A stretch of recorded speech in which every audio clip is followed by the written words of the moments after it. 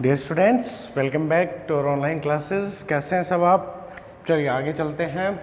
हम पढ़ रहे हैं 12th क्लास का फिजिक्स का चैप्टर नंबर 6 और उसमें हम पढ़ रहे हैं measurement of small resistance using potentiometer.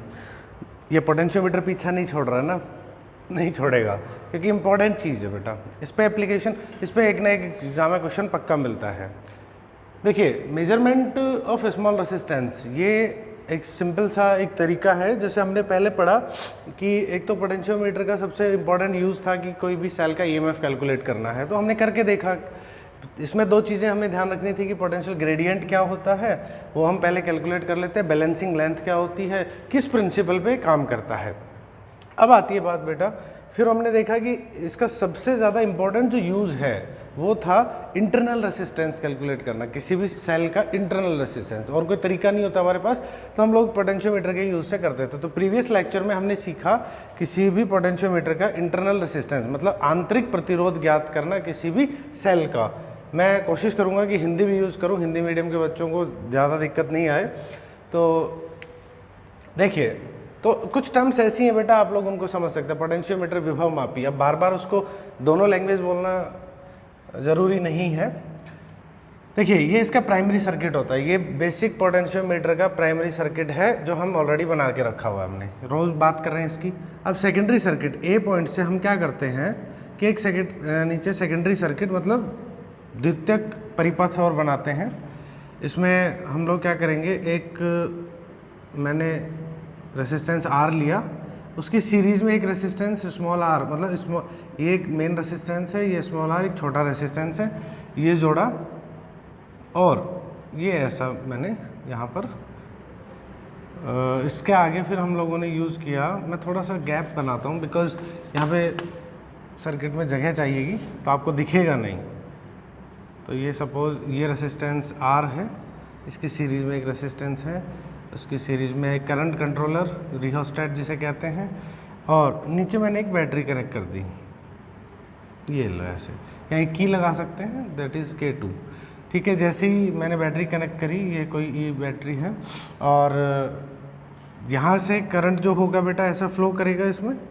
अब देखिए, ये जो पॉइंट, ये रेसिस्टेंस R मान लो, ये स्मॉल r। अब बड़ा रेसिस्टेंस तो हम लोग कैलकुलेट कर रखा है, मेरे पास ये स्मॉल r रेसिस्टेंस का मुझे नहीं पता कि कितना है। ये बेसिक सा जो इसका यूज़ है ये है, मुझे इस स्मॉल r रेसिस्टेंस को कैलकुलेट करना है। हम लोगों ने सर्किट किस तरह से बनाया उस पर ध्यान दीजिए आप। मैंने यहाँ पर 2-वे की यूज़ किया, यहाँ से एक की को एक वायर को निकालते हुए की के x पॉइंट से जोड़ा, ये की का बीच में y पॉइंट है और ये एक रखा मैंने z पॉइंट। ठीक है, y जो पॉइंट है मैं इसको यहाँ बना देता हूँ। y पॉइंट से हम लोगों ने क्या किया, गैल्वेनोमीटर जोड़ा और एक वायर ले जाके जॉकी से C पॉइंट पे टच करवाया।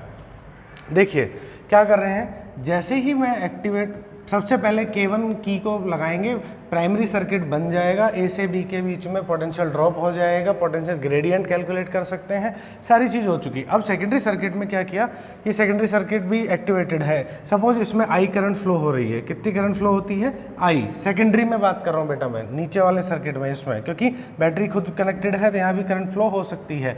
अब जैसे ही मैंने, अभी इसका प्राइमरी सर्किट से कोई लेना देना नहीं है, Y इधर से तो जुड़ा है बट प्राइमरी सर्किट जो है उससे कनेक्टेड नहीं है क्योंकि दूसरी साइड नहीं जुड़ी हुई। तो जब तक फ्लो नहीं होता, हम जानते हैं जब तक सर्किट कंप्लीट नहीं होता करंट फ्लो नहीं होती है, बट यहाँ नीचे वाला सेकेंडरी अकेला खुद तो कंप्लीटेड है, इसमें I करंट फ्लो है। अब जैसे ही मैंने X और Y के बीच में क्या किया, की लगा दी, तो ये सर्किट एक्टिवेट हो गया।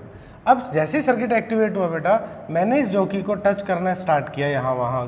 तो क्या कर रहे हैं बेसिकली, देखो ये जॉकी वाला वायर ये ऐसे कनेक्ट होता हुआ कहाँ जुड़ा हुआ है बेटा, यहाँ।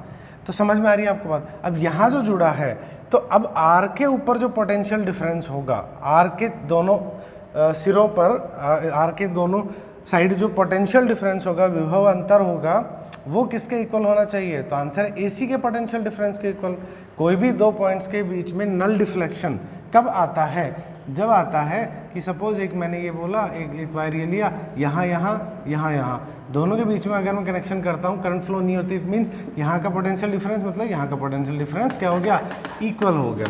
तो आप देखेंगे अब यहाँ बैटरी पे नहीं बात कर रहा मैं, वहाँ तो बैटरी कनेक्टेड थी तो बैटरी के टर्मिनल वोल्टेज यहाँ पे हमने क्या बोला था कि इक्वल है, बट अब यहाँ क्या हुआ, रेसिस्टेंस के ऊपर जो टर्मिनल ये क्या कहते हैं पोटेंशियल डिफरेंस है वो किसके इक्वल होगा बेटा, AC के बीच में पोटेंशियल डिफरेंस के इक्वल होगा, राइट। तो अब AC के बीच में कितना पोटेंशियल डिफरेंस होगा, जहाँ पे नल डिफ्लेक्शन आया हम लोगों ने क्या कर लिया, हम जानते हैं कि VAC किसके इक्वल होगा, तो आंसर है रेसिस्टेंस के पोटेंशियल डिफरेंस। अब रेसिस्टेंस पर पोटेंशियल डिफरेंस कितना होगा, तो आंसर है I करंट फ्लो हो रहा है, कितना पोटेंशियल डिफरेंस होगा, तो हमने किरचॉफ लॉ में खूब पढ़ाई है, तो आंसर है IR, यस। और VAC कितना होगा, अगर सपोज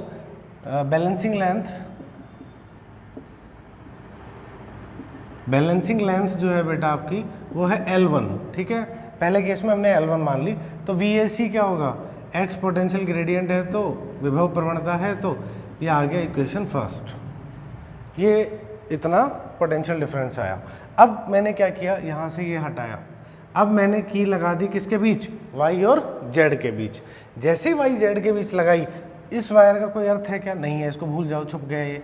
अब जैसे ही मैंने यहाँ कनेक्ट किया तो देखो फिर अब मैं यहाँ पे जो की लगा के क्या करना चाह रहा हूँ, बैलेंसिंग लाइन ढूंढना चाह रहा हूँ। तो बेटा ये जो वायर है, अब सर्किट में देखो R और R सीरीज में थे, कैपिटल R स्मॉल r क्या है, सीरीज में है, तो दोनों रेजिस्टेंस जुड़ गए। तो यहाँ देखो ये पॉइंट सीधा कनेक्टेड है A से, ये वाला इधर से, और ये वाला पॉइंट है कनेक्टेड किससे, C से।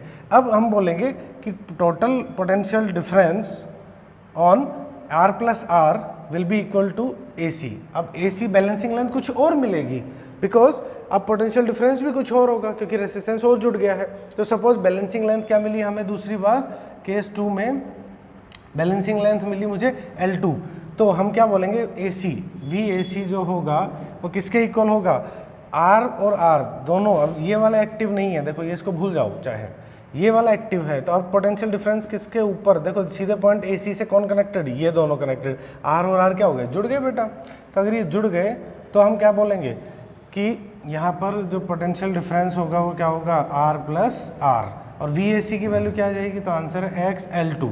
सपोज हमें बैलेंसिंग लेंथ L2 मिली कुछ, वहाँ पे हम पढ़ लेंगे स्केल पे लैब में। तो ये हो गया इक्वेशन सेकंड। ये चीज़ समझ में आई कि नहीं आई आपको। अब हम क्या बोल रहे हैं कि इक्वेशन सेकंड को 1 से डिवाइड कर दो, तो इसके में डिवाइड कर दो ये वाला 1 IR, और यहाँ डिवाइड कर दो XL1, X से X कैंसिल हो गया, I से I कैंसिल हो गया, दिस इज I। तो ये क्या बच गया हमारे पास, तो आंसर है ये बच गया R plus R upon R is equals to L2 upon L1, right. मैं डिवाइड कर देता हूँ बेटा, 1 plus R is equals to L2 upon L1, और इसको यहाँ पढ़ लेते हैं आगे, या फिर यहाँ भी कर सकते हैं, ठीक है, यहाँ से यहाँ आ गए, और ये 1 इधर चला जाएगा, R upon R is equals to L2 upon L1 minus 1, LCM ले लो, और ये मैं सॉल्व करके लिख देता हूँ, एलसीएम आएगा L2 minus L1 upon L1 into R हो जाएगा। तो this will be L2 minus L1 upon L1 into R। बताइए कैलकुलेशन हो गई क्या, तो आंसर हो गई। क्या कैलकुलेट करना था, तो आंसर है स्मॉल रेसिस्टेंस। स्मॉल रेसिस्टेंस ये इंटरनल नहीं है, इंटरनल रेसिस्टेंस हमने यूज़ किया, वो बनाया था, उसको सेल के अंदर हमने पढ़ के देखा, तो वो एक अलग पार्ट था। यहाँ पर हमने बोला कि एक छोटा सा रेसिस्टेंस है जो हम लोग वैसे मेज़र नहीं कर पा रहे, यहाँ से हो जाएगा मेज़र। समझ में आ रही बात, this is an simple application. इसके बाद ये इनके एप्लीकेशन थे पोटेंशियोमीटर के। इससे अगले लेक्चर में बेटा हम लोग पढ़ेंगे स्टैंडर्डाइजेशन, मतलब मानकीकरण करेंगे हम उसका उसका वोल्टमीटर का और एमीटर का। उसके बाद ये चैप्टर कंप्लीट हो जाएगा। तो मिलते हैं नेक्स्ट लेक्चर में, तब तक पढ़ाई कीजिए। कोई दिक्कत है तो मुझे ज़रूर बताइए। Thank you.